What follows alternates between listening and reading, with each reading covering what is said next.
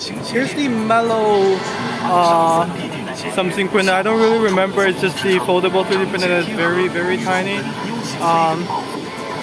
It looks very well made.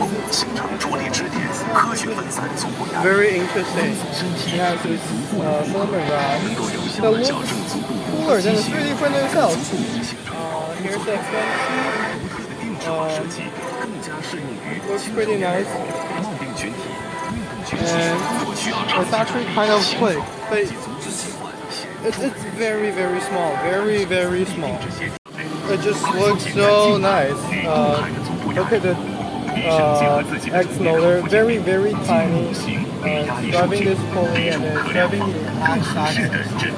And on the tool height, there's this tiny little fan, blower fan that's, I think it's cooling both the hot end and the part. You can see that here's another fan, I think probably for the board. And here's the screen. You have some buttons over there. And you have RGB light also.